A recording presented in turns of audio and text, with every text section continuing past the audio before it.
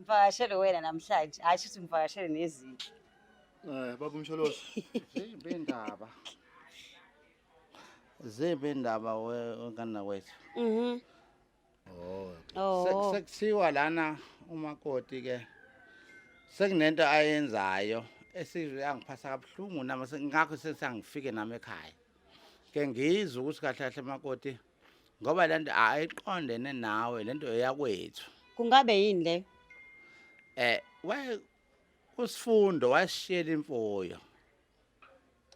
Ngiyakuzwa nako bangilahleka kahle ukuthi kahle kahle into exactly oyizele la iyona yipi.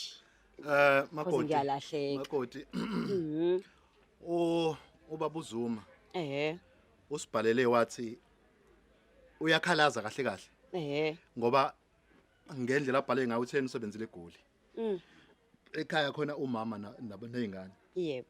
So ubhalele umama umtshela ukuthi ekhaya khona inkomo wena usufike wazidayisa. Zomkhwena wakho losowadlula emhlabeni. So uthe inkomo zonke umkhwena beyivele ihlala ekhaya elikhulu nina senaphuma inxi. Mina ngingachaza mhlambe kancane. Ngendlela engizochaza ngayo isacela ningilalele kahle. Mina ngishadelele ekhaya. Ngashada nomfowabo. Then umfowabo usashona.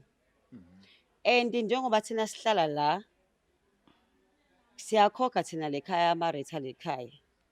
And sivumelana nomyeni wami. Makoti. Angiyazi mina lento lena. Angiyazi mina lento. Ngizama ukukuvezela mina ukuthi besenze njani nomyeni wami. I-restaurant esinayo siyayikhokhela. Ukukhokhela kwethu besidayisa 1 cow. Sizame ukusiza khona lapho. Siphinde nalomuzi futhi senza kanjalo. So lezi inkomo ziyasiza la ekhaya. Msholozi. Ngicela yamuzwa umakoti ukuthi uyibeka kanjani indaba ngani noma mhlawumbe uyayizwa noma uyizwa kahle. Ngifuna ukuyizwa kodwa futhi ngingayizwa ukuthi inkinga yakhe ngoba phela ngikhona mina njengobhuti omncane. Akangitsheli lutho mina. Osikhumbuzo bathi bayalamba kodwa kunenkomo ekhaya ezashiyela ugogo wethu. Osikhumbuzi baphela abantu ukhuluma ngabo ukuthi bazalwa umfowabo ngaphandle. Ngicela ukubuza ke makoti. Wena umuntu odayisa inkomo zihlala kabhuti omncane kuye nozigadile. Uyami-informa yini mhlawumbe kukhona inkomo oyidayisayo? Ayikho into engihlanganisa naye. No, mina ngiqhuba entweni esasivele siyenza nomyeni wami. Wena uzele la? Hayibo. Into ayizele la? Hayibo. Ngibuza ukuthi into ayizele la? Mana makoti. Hayibo. Cha ngifuna ukwazi yini ayizele la? Ngicela lento silungise kahle. Uzongihlukumeza emzini wami? No mama ngicela. Akwazi. Ngiyaxolisa mama. Akwazi. Ungaphindi ulibeke futhi la. Ngithe ungaphinde futhi ulibeke la. Mana.